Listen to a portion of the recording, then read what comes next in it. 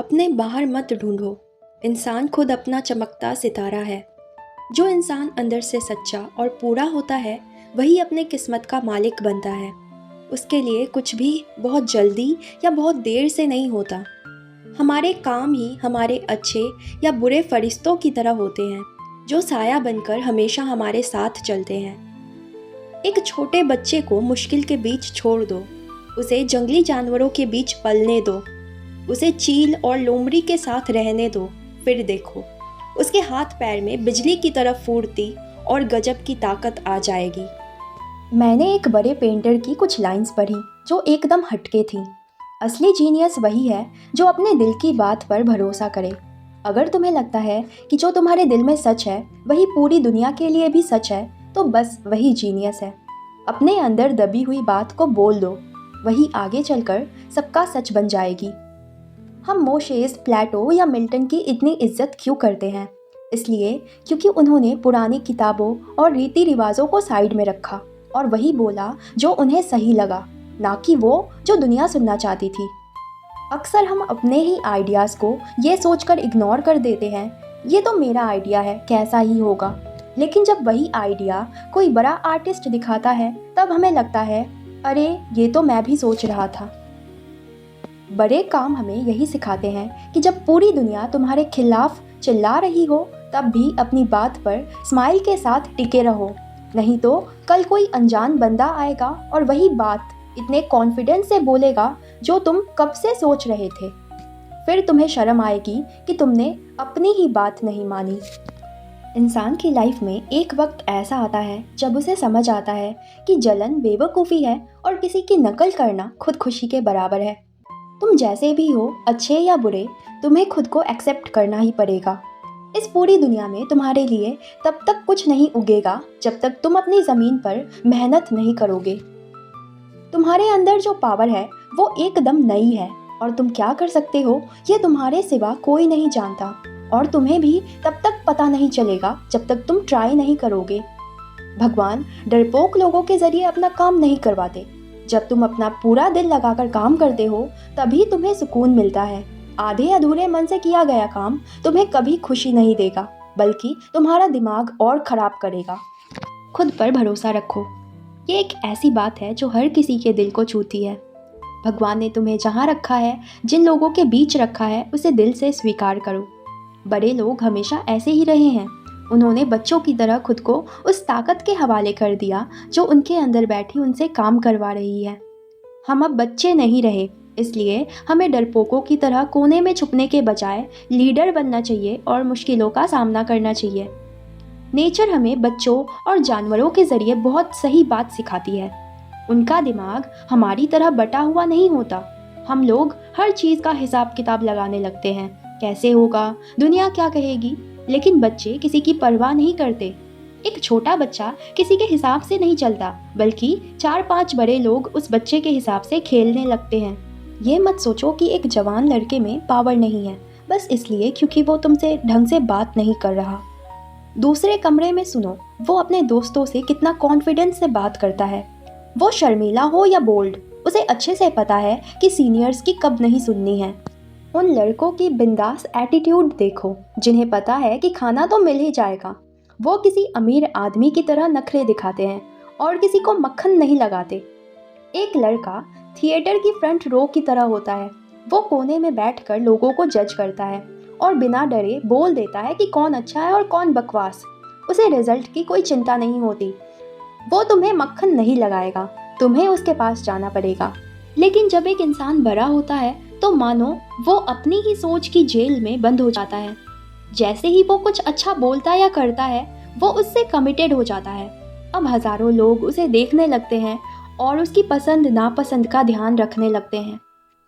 काश हम फिर से उस न्यूट्रल स्टेज पे जा पाते जहां हमें किसी की परवाह नहीं होती। जो बंदा बिना किसी बायस या डर के अपनी बात बोलता है, लोग उससे डरते हैं क्योंकि उसकी बातें तीर की तरह सीधा कान में घुसती हैं। जब हम अकेले होते हैं तो हमें अपने दिल की आवाज़ साफ सुनाई देती है, पर जैसे ही हम दुनिया में घुसते हैं वो आवाज़ धुंधली हो जाती है। ये सोसाइटी हर एक इंसान की असली पर्सनालिटी के खिलाफ एक साजिश है।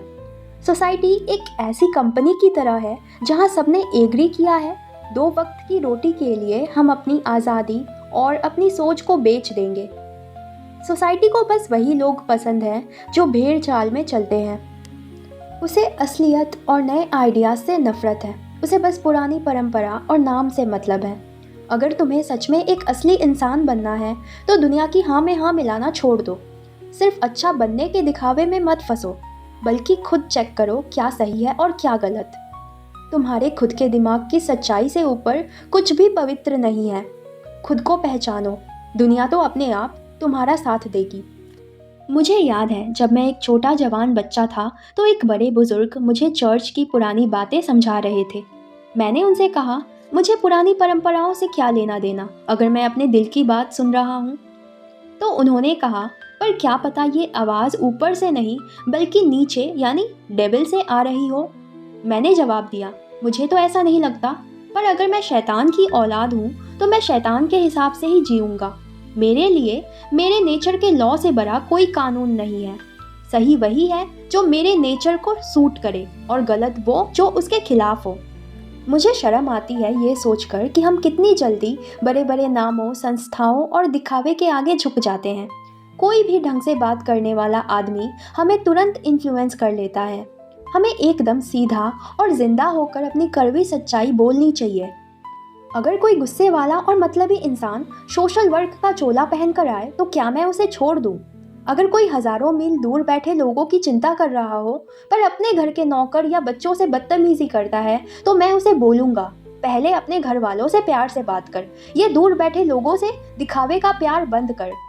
ये सुनने में थोड़ा बदतमीजी लग सकता है, पर झूठे प्यार से अच्छी कड़वी सच्चाई है।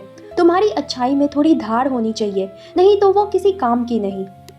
देखो, जब प्यार मोहब्बत की बातें बहुत ज़्यादा रोना धोना और दिखावा बन जाए तो नफ़रत का धंधा चलाना ज़रूरी हो जाता है। अगर मेरे अंदर की आवाज़ मुझे बुला रही है तो मैं माँ बाप, बीवी, बच्चे सबको साइड में रख सकता हूँ। मैं अपने दरवाजे पर लिख दूंगा, मेरी मर्ज़ी।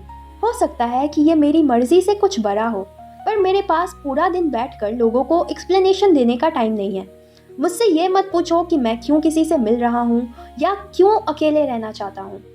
आज एक भले मानुस ने मुझसे कहा कि मेरी जिम्मेदारी बनती है कि मैं सब गरीबों की मदद करूं। मैंने कहा, क्या वो मेरे गरीब हैं? अबे ओ बेवकूफ़ समाज सेवक, मुझे उन लोगों को 1 रुपया देने में भी दुख होता है जिनसे मेरा कोई लेना देना नहीं है। हाँ, जिनसे मेरे दिल का रिश्ता है उनके लिए तो मैं जेल भी चला जाऊं। पर ये फालतू की चैरिटीज़, बेवकूफ़ों की कॉलेज फीस भरना और नशेड़ियों को दान देना, ये सब बकवास है। कभी कभी शर्म के मारे मैं पैसे दे देता हूँ, पर वो पाप का पैसा है। एक दिन मुझ में इतनी हिम्मत आएगी कि मैं ये दिखावे का दान बंद कर दूंगा। लोग आजकल अच्छे काम ऐसे करते हैं जैसे कोई जुर्माना भर रहे हो। उन्हें लगता है कि अच्छा काम कर दिया तो उनके बाकी दिन के पाप धुल गए। वो दुनिया में रहने का किराया दे रहे हैं। मेरे लिए मेरी लाइफ कोई दिखावा या ड्रामा नहीं है। मुझे किसी गुनाह का पश्चाताप नहीं करना, मुझे बस जीना है। मेरी लाइफ सिंपल हो पर असली होनी चाहिए, ना कि किसी ऐसे चमक धमक जो अंदर से बिल्कुल खोखली हो। मुझे ये सबूत मत दो कि तुमने क्या क्या अच्छे काम किए हैं। मुझे बस ये दिखाओ कि तुम असली इंसान हो या नहीं। मुझे फ़र्क नहीं पड़ता कि मैं वो काम करूं जिन्हें दुनिया बड़ा मानती है या नहीं। मुझे अपनी वैल्यू प्रूव करने के लिए किसी सर्टिफिकेट या लोगों की तालियों की ज़रूरत नहीं है। मैं जो हूँ, जैसा हूँ, मेरे लिए वही काफ़ी है। मुझे क्या करना है बस उससे मतलब है। दुनिया क्या सोचती है उससे मुझे घंटा फ़र्क नहीं पड़ता। ये रूल सुनने में सिंपल है पर फॉलो करने में बहुत मुश्किल, चाहे दिमाग की बात हो या असली लाइफ की। मुश्किल इसलिए है क्योंकि तुम्हें हमेशा ऐसे लोग मिलेंगे जिन्हें लगता है कि उन्हें तुम्हारे फ़र्ज़ यानी तुम्हारी ड्यूटी के बारे में तुमसे ज़्यादा पता है।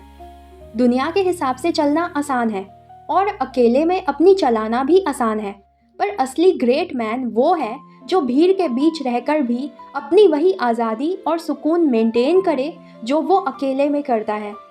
उन पुरानी परंपराओं को मानने का नुकसान ये है कि ये तुम्हारी एनर्जी को कई जगह पर बांट देते हैं। तुम्हारा वक्त बर्बाद होता है और तुम्हारी असली पर्सनालिटी धुंधली पड़ जाती है। अगर तुम किसी ऐसे इंस्टीट्यूशन या पार्टी का साथ देते हो जिसमें तुम्हारा दिल नहीं है, तो मेरे लिए ये पहचान मुश्किल हो जाती है कि तुम असली में कौन हो। तुम्हारी सारी पावर तो इन फालतू के दिखावे में निकल जाती है। अपना असली काम करो, तभी मैं तुम्हें जान पाऊंगा और तुम्हारी अपनी पावर बढ़ेगी। ये भेड़ चाल एक अंधेरा खेल है। अगर मुझे पता है कि तुम किस ग्रुप या पार्टी से हो तो मैं पहले ही समझ जाता हूँ कि तुम क्या बोलोगे।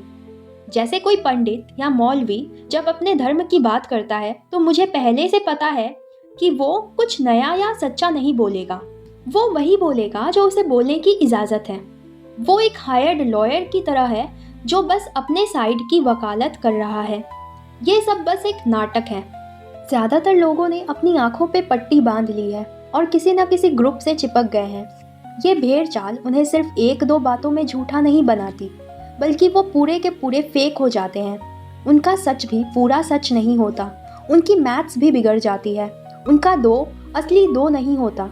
उनका 4 असली 4 नहीं होता। उनसे बात करके ही इरिटेशन होती है, क्योंकि समझ ही नहीं आता कि उन्हें सुधारना कहाँ से शुरू करें। और ऊपर से नेचर हमें उसी ग्रुप की जेल वाली यूनिफॉर्म पहना देती है जिससे हम जुड़े हुए हैं, यानी हमारी पहचान खत्म हो जाती है।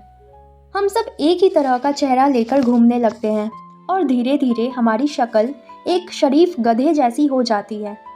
सबसे घटिया एक्सपीरियंस पता है क्या है? वो झूठी तारीफ वाला चेहरा। जब हम किसी पार्टी में होते हैं जहां हमें मज़ा नहीं आ रहा, पर हम ज़बरदस्ती की स्माइल चिपका लेते हैं। हमारे चेहरे की मसल्स खींचने लगती हैं और वो फीलिंग बहुत ही बेकार होती है, क्योंकि वो स्माइल अंदर से नहीं आ रही। अगर तुम भीड़ से अलग चलोगे तो दुनिया तुम्हें अपनी नाराज़गी के चाबुक से मारेगी। इसलिए एक असली इंसान को पता होना चाहिए कि लोगों के सड़े हुए चेहरों को कैसे हैंडल करना है। रास्ते पे लोग तुम्हें अजीब नज़रों से देखेंगे। अगर उनकी नफ़रत का कोई बड़ा रीज़न होता तो तुम शायद बुरा मानते, पर ये जो भीड़ है ना, इनका गुस्सा हो या प्यार, दोनों के पीछे कोई सॉलिड वजह नहीं होती। ये लोग वैसे ही बदलते हैं जैसे हवा चलती है या जैसे न्यूज़ में दिखाया जाता है। पढ़े लिखे लोगों का गुस्सा झेलना आसान है क्योंकि वो डरपोक होते हैं, पर असली चैलेंज तब आता है जब आम जनता, जिनके पास दिमाग कम और ताकत ज़्यादा है, वो तुम्हारे खिलाफ चिल्लाने लगे। ऐसे वक्त में तुम्हें एक भगवान जैसा दिल चाहिए, एक बड़ा दिल चाहिए, ताकि तुम इस शोर को एक मामूली सी चीज़ समझकर इग्नोर कर सको। दूसरी चीज़ जो हमें रोकती है वो है कंसिस्टेंसी, या ये कह लो कि कमिटमेंट, यानी ये डर कि मैंने पहले ये कहा था तो अब मैं बदल कैसे जाऊं। लोग तुम्हारी बातों से तुम्हारा हिसाब लगाते हैं और तुम उन्हें डिसअपॉइंट नहीं करना चाहते, पर क्यों? अपनी पुरानी यादों की लाश को क्यों खींच रहे हो? क्या हुआ अगर तुमने आज अपनी ही पुरानी बात को गलत कह दिया? अक्लमंदी इसमें है कि तुम हर दिन को नया समझो और आज के सच को आज जियो। पुरानी थ्योरीज को ऐसे छोड़कर भागो जैसे कोई आग लगी हो। ये फालतू की कंसिस्टेंसी या कमिटमेंट छोटे दिमाग वाले लोगों का भूत है। बड़े लोगों का इससे कोई लेना देना नहीं है। वो अपनी परछाई से बात करे वो बेटर है, पर पुरानी बातों से चिपके रहना नहीं। जो आज लगता है उसे डंके की चोट पे बोलो, और जो कल सही लगेगा उसे कल बोलो, चाहे वो आज की बात से एकदम उल्टा क्यों ना हो। अब कुछ लोग कहेंगे कि अरे लोग तुम्हें गलत समझेंगे, तो क्या हुआ? पाइथागोरस, सुकरात, जेसस, लूथर, न्यूटन, इन सबको लोगों ने गलत ही समझा था। बड़ा बनना है तो गलत समझे जाने के लिए तैयार रहो।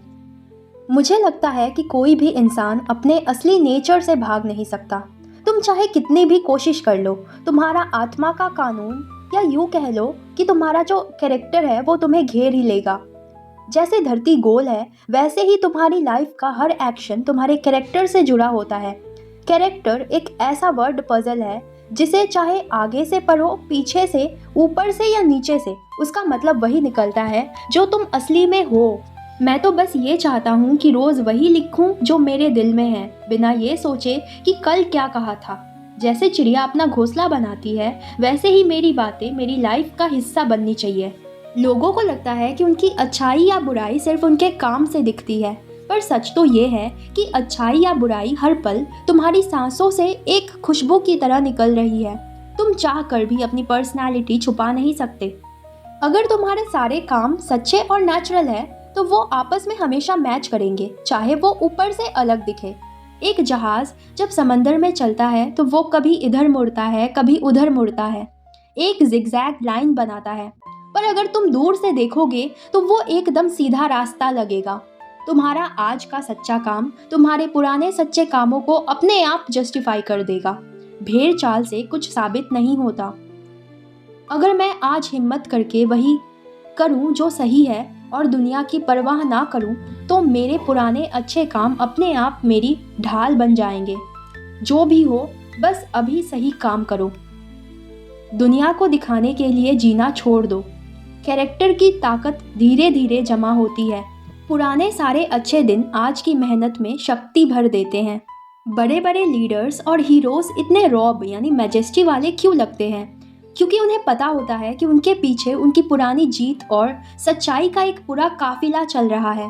उनकी आवाज़ में गरज और आंखों में चमक इसलिए होती है क्योंकि वो सच्चे होते हैं।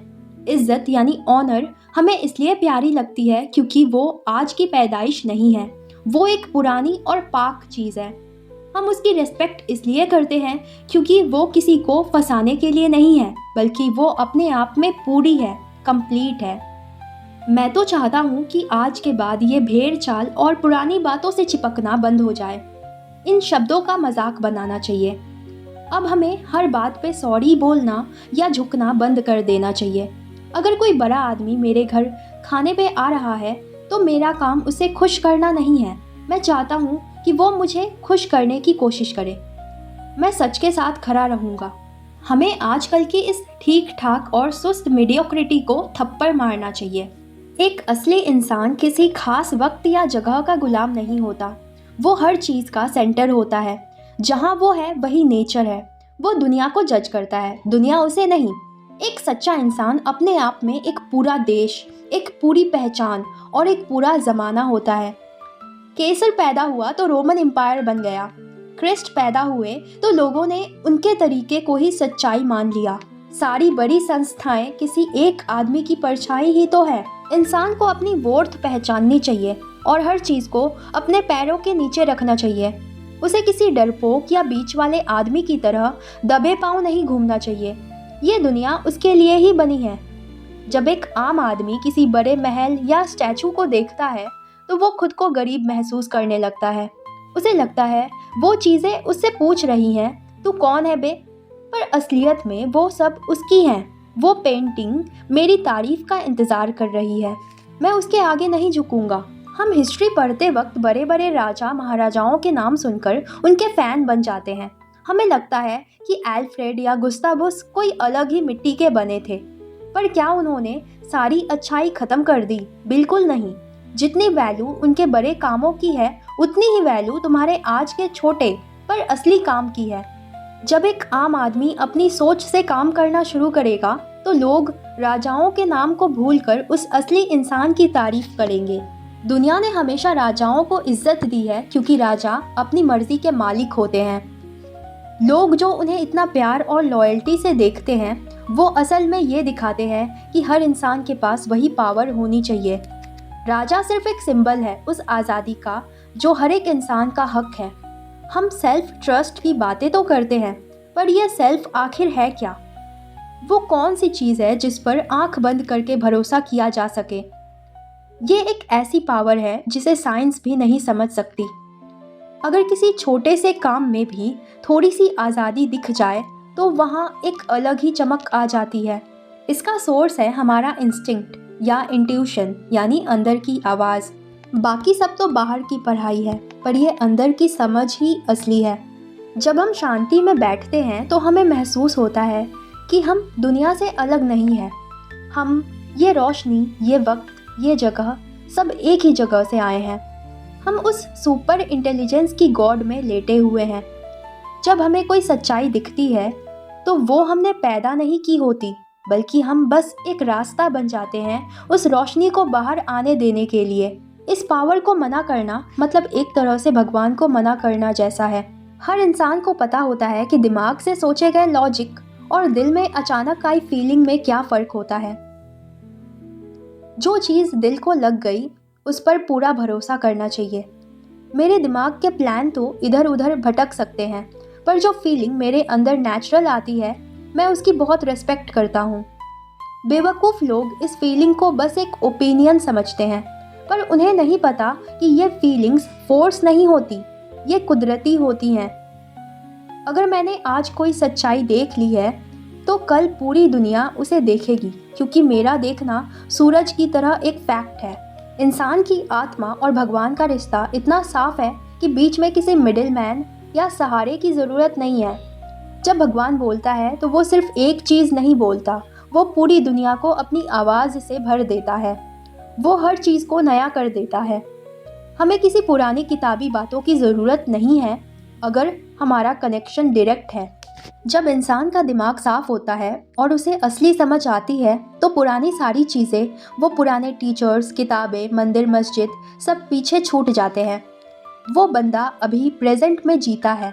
अगर कोई बंदा भगवान की बात करता है और तुम्हें हज़ारों साल पुरानी किसी दूसरे देश की कहानियों में ले जाता है, तो उस पर यकीन मत करो। क्या एक बीज उस पेड़ से बेहतर है जो वो बनने वाला है? बिल्कुल नहीं। फिर हम उन पुरानी बातों की पूजा क्यों करते हैं? ये सदियां हमारी आत्मा को पागल बनाने की साजिश कर रही हैं। इंसान आजकल बहुत डर डर के जीता है। मैं ये सोचता हूँ बोलने के बजाय किसी बाबा या पुराने सेज का कोट चिपका देता है। उसे एक घास की पत्ती और गुलाब के फूल के सामने भी शर्म आनी चाहिए। मेरी खिड़की के नीचे जो गुलाब है, वो ये नहीं कहता कि पिछले साल वाले गुलाब ज़्यादा अच्छे थे। वो बस है, वो आज में खुश है। फूल चाहे अभी कली हो या पूरा खिले हुए हो, वो हर पल में परफेक्ट है। पर इंसान या तो पुरानी बातों का रोना रोता है या आने वाले कल के लिए परेशान रहता है। जब तक वो फूलों की तरह आज में नहीं जिएगा, वो कभी खुश और ताकतवर नहीं बन सकता। ये बात एकदम साफ है। पर बड़े बड़े दिमाग वाले लोग भी भगवान की आवाज़ तब तक नहीं सुनते जब तक वो पुरानी किताबों की भाषा में ना हो। हम उन बच्चों की तरह हैं जो अपनी दादी या टीचर्स की बातों को रट्टा मारते रहते हैं। जब हम बड़े होते हैं और हमें खुद वो बात समझ आती है, तब हमें उन पुराने शब्दों की ज़रूरत नहीं रहती।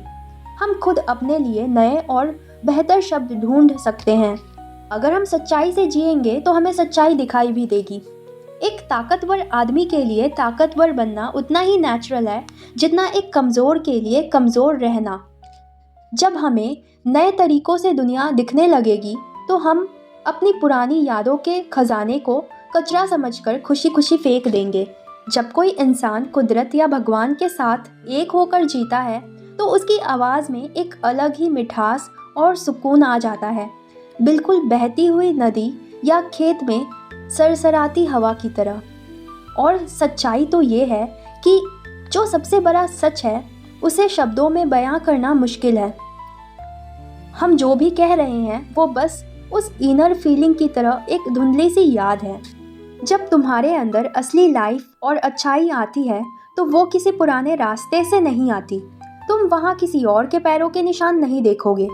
तुम्हें किसी का चेहरा या नाम याद नहीं आएगा। वो रास्ता और वो सच एकदम नई और अनोखी होगी। तुम लोगों से दूर जा रहे हो, उनकी तरफ नहीं। डर और उम्मीद दोनों उससे बहुत नीचे रह जाते हैं। उस मोमेंट में तुम बस ये जानकर शांत हो जाते हो कि सब सही हो रहा है। लाइफ वही है जो अभी हो रही है, ना कि वो जो बीत गई। पावर रुकने में नहीं, बल्कि बदलने में है। जब तुम एक पुरानी स्टेट से निकलकर नई स्टेट में छलांग लगाते हो, असली पावर तभी दिखती है। दुनिया को ये बात पसंद नहीं आती कि आत्मा हमेशा बदलती रहती है, क्योंकि ये बदलाव पास्ट की वैल्यू को ख़त्म कर देता है। सारी दौलत, शोहरत और पुरानी रेपुटेशन इसके आगे फीकी पड़ जाती है। हम सेल्फ रेजिलियंस यानी खुद पर भरोसे की बातें करते हैं, पर यह बोलने का थोड़ा पुराना तरीका है।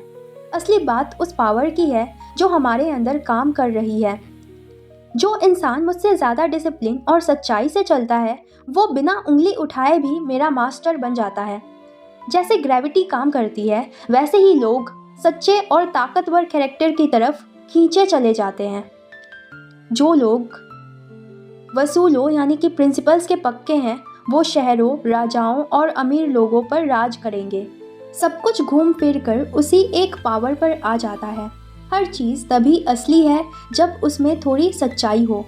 नेचर में भी वही कानून है, जो चीज़ अपनी मदद खुद नहीं कर सकती, नेचर उसे रहने नहीं देती।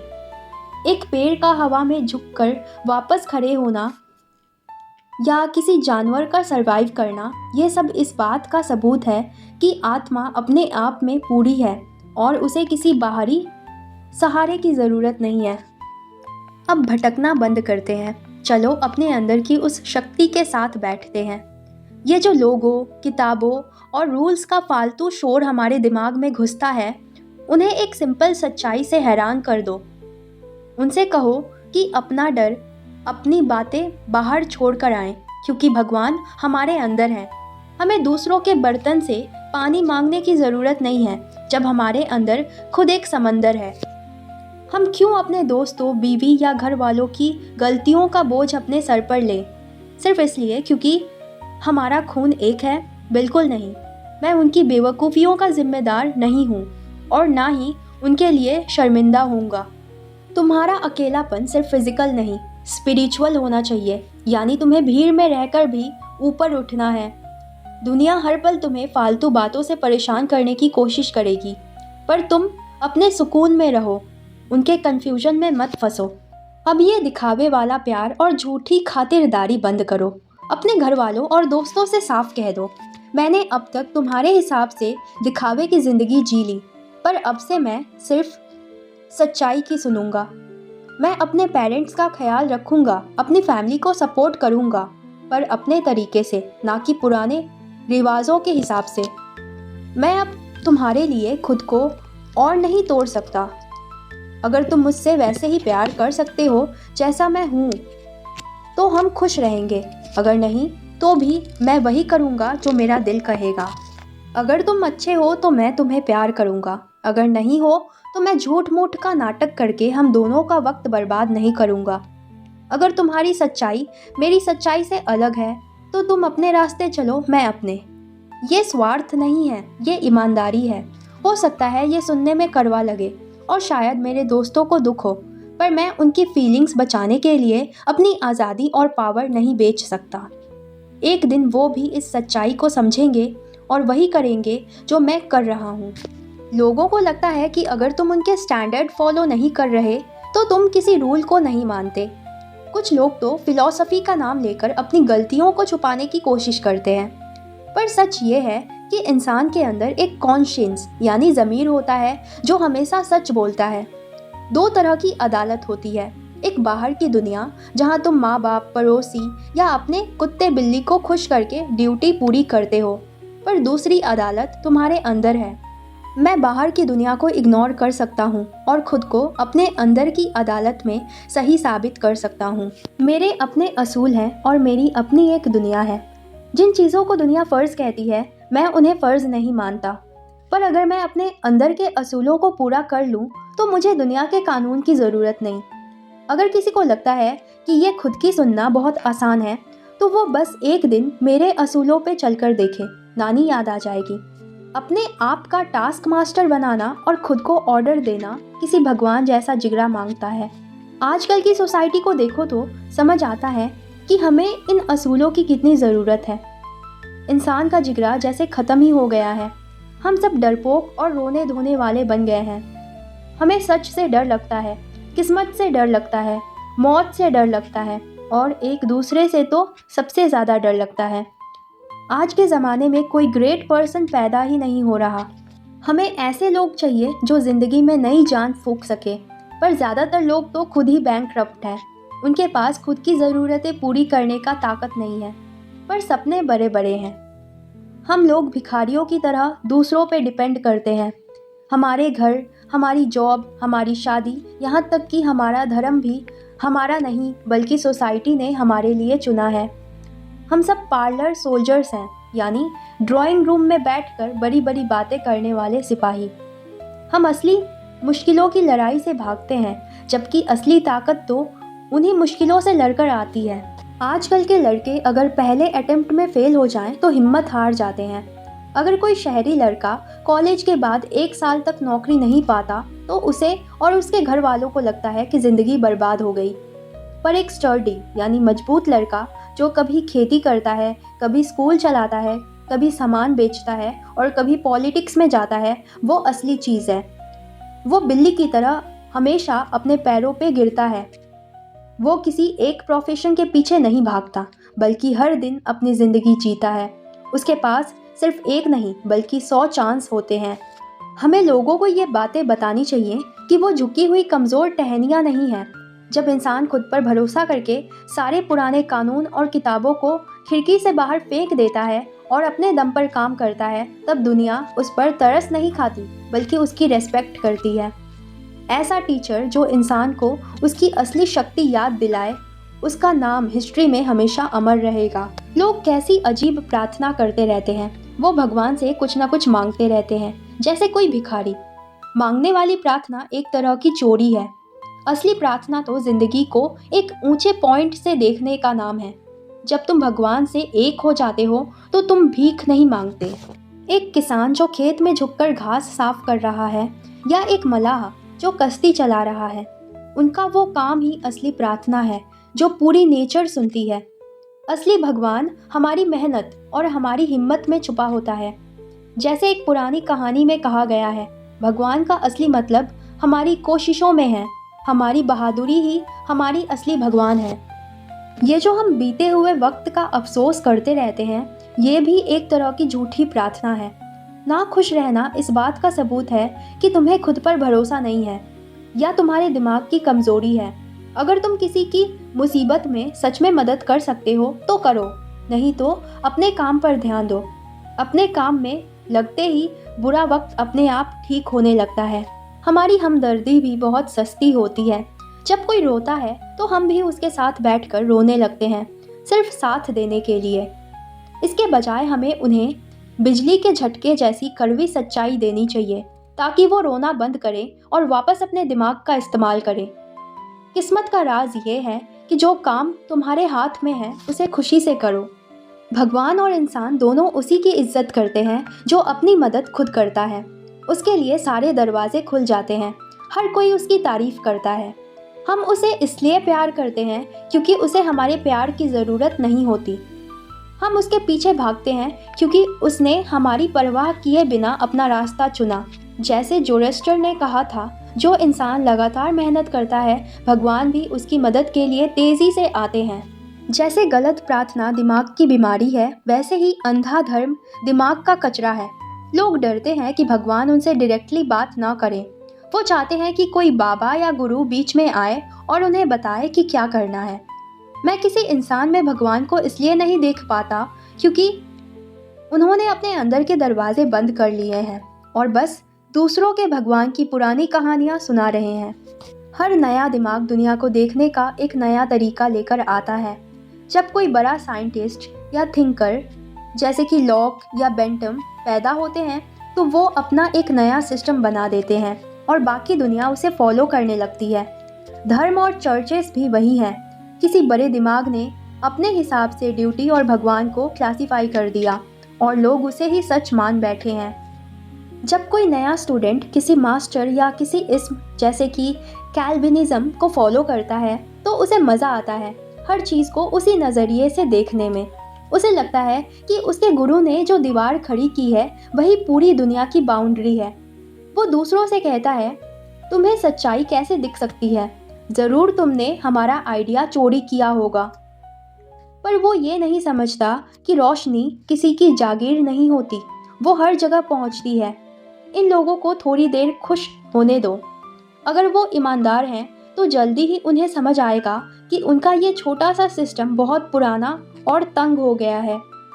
वो टूट जाएगा और असली इमॉर्टल रोशनी फिर से पूरे यूनिवर्स में चमकेगी। हमें लगता है कि इटली, इंग्लैंड या इजिप्ट घूमने से हम बड़े लोग बन जाएंगे, पर जिन लोगों ने उन देशों को महान बनाया वो कहीं गए नहीं थे, वो वहीं टिके रहे और मेहनत की। असली वाइस आदमी वही है जो अपने अंदर यानी एट होम रहे। अगर उसे कहीं जाना भी पड़े तो वो एक राजा की तरह जाए, ना कि किसी नौकर या भिखारी की तरह जो कुछ ढूंढने निकला हो। ट्रैवलिंग एक फूल्स पैराडाइज है। घर पे बैठकर मैं सपने देखता हूँ कि रोम या नेपल्स जाऊँगा तो मेरा दुख खत्म हो जाएगा और मैं ब्यूटी में खो जाऊँगा। मैं सूटकेस पैक करता हूँ, दोस्तों को बाय बोलता हूँ, समंदर पार करता हूँ और जब नेपल्स में आँख खुलती है तो क्या देखता हूँ? वही मेरा पुराना दुख, वही मेरी पुरानी सेल्फ मेरे बगल में बैठे हैं। मैं वेटिकन जाता हूँ, महल देखता हूँ और दिखावा करता हूँ कि मैं बहुत खुश हूँ, पर होता नहीं हूँ। मेरा जो जाइंट यानी मेरा दुख, मेरी असलियत है, वो मेरे साथ हर जगह जाता है। ट्रैवलिंग करने की ये जो बीमारी है, ये दिखाती है कि हमारा दिमाग अंदर से अनस्टेबल है। हम दूसरों की नकल करते हैं, और नकल करना क्या है? ये दिमाग का इधर उधर भटकना ही तो है। हमारे घर विदेशी डिज़ाइन के हैं, हमारी शेल्फ पे बाहर के ऑर्नामेंट्स हैं, हमारी पसंद और सोच भी हमेशा पुरानी या दूर की बातों पे टिकी होती है। आर्टिस्ट वही है जो अपने दिमाग में मॉडल ढूंढे। हमें पुराने ग्रीक या गॉथिक स्टाइल्स को कॉपी करने की क्या ज़रूरत है? अगर हम अपने देश के कल्चर, मिट्टी, लोगों की ज़रूरत या यहाँ के हालत को देखकर कुछ बनाएं, तो वो ज़्यादा सुंदर और असली होगा। अपनी बात पे टिके रहो, कभी किसी की कॉपी मत करो। तुम्हारा अपना टैलेंट तुम्हारी पूरी लाइफ की मेहनत का नतीजा है, पर दूसरों का टैलेंट उधार लिया हुआ होता है, वो तुम्हारा कभी नहीं हो सकता। शेक्सपियर को कोई मास्टर नहीं सिखा सकता था और ना ही न्यूटन को। हर बड़ा आदमी यूनिक होता है। शेक्सपियर को पढ़कर भी तुम नए शेक्सपियर नहीं बन सकते। वही करो जो तुम्हें करने के लिए भेजा गया है। तुम्हारे पास भी वैसे ही पावर है जैसे पुराने महान लोगों के पास थी, बस तुम्हारा तरीका अलग होगा। अपने दिल की सुनो और तुम पुराना वक्त वापस ला सकते हो। सब लोग कहते हैं कि सोसाइटी इम्प्रूव हो रही है, पर कोई इंसान इम्प्रूव नहीं होता। सोसाइटी कभी असलियत में आगे नहीं बढ़ती। जितना वो एक तरफ से गेन करती है, उतना ही दूसरी तरफ से खो देती है। सोसाइटी बदलती रहती है, कभी अमीर, कभी साइंटिफिक, कभी सिविलाइज्ड, पर ये असली सुधार नहीं है। हर नई चीज़ के बदले हम कुछ पुराना खो देते हैं। सोसाइटी नए आर्ट्स, टेक्नोलॉजी तो सीख लेती है, पर पुराने इंस्टिंक्ट्स यानी कुदरती दिमाग खो देती है। एक पढ़े लिखे अमेरिकन को देखो जिसके पास गाड़ी है, बंगला है, पैसा है, और उसकी तुलना एक जंगली से करो जिसके पास सिर्फ एक भाला है और चटाई है। पढ़े लिखे आदमी के पास गैजेट्स तो हैं, पर उसने अपनी असली ताकत खो दी है। कहते हैं कि अगर एक जंगली को कुल्हाड़ी लग जाए तो उसका शरीर मिट्टी की तरह 1-2 दिन में खुद ठीक हो जाता है, पर वही चोट एक शहरी सिविलाइज्ड आदमी को सीधा कब्र में भेज देगी। सिविलाइज्ड आदमी ने गाड़ी तो बना ली, पर अब वो उसे चलाना भूल गया है। उसके पास बैसाखियाँ यानी क्रचेस तो हैं, पर उसकी अपनी मसल्स कमज़ोर हो गई हैं। उसके पास एक महंगी गाड़ी है, पर उसे सूरज देखकर टाइम बताना नहीं आता। उसके पास स्टार मैप्स और एलमैक्स हैं, पर अगर उसे रास्ते पे खड़ा कर दो तो उसे आसमान में एक सितारा तक पहचानना नहीं आता। हमें कैलेंडर की ज़रूरत पड़ती है, जबकि पहले लोगों के दिमाग में ही मौसम और स्टार्स के हिसाब होते थे। नोटबुक्स की वजह से हमारी याददाश्त यानी मेमोरी खराब हो गई है। आजकल हमें फ़ोन नंबर्स तक याद नहीं रहते। लाइब्रेरीज ने हमारी नेचुरल बुद्धि को दबा दिया है। इमर्सन पूछते हैं कि क्या ये सारी मशीन्स हमें असलियत में स्लो नहीं बना रही हैं? हमने रिफाइनमेंट यानी शराफत के चक्कर में अपनी असली एनर्जी और वाइल्ड वर्च्यू खो दिया है। सोसाइटी भले ही आगे बढ़ती हुई दिखे, पर इंसान की क्वालिटी नहीं बदली। आज की सारी साइंस और फिलॉसफी मिलकर भी उन पुराने महान लोगों जैसे सुकरात और डियोजेन्स से बड़ा इंसान पैदा नहीं कर सकती जो हजारों साल पहले हुए थे। टेक्नोलॉजी तो बस एक कॉस्ट्यूम यानी कपड़े की तरह है जो बदलती रहती है, पर वो इंसान को अंदर से मजबूत नहीं बनाती। गैलीलियो ने एक मामूली सी दूरबीन यानी ओपेरा ग्लास से वो तारे ढूंढ लिए जो आज के बड़े टेलीस्कोप्स शायद ही कर पाएं। कोलंबस ने एक ऐसी नाव में दुनिया ढूंढ ली जिसमें छत तक नहीं थी। नेपोलियन ने पूरा यूरोप इसलिए जीता क्योंकि उसने सारा फालतू सामान छोड़कर सिर्फ अपने सिपाहियों की असली बहादुरी पर भरोसा किया।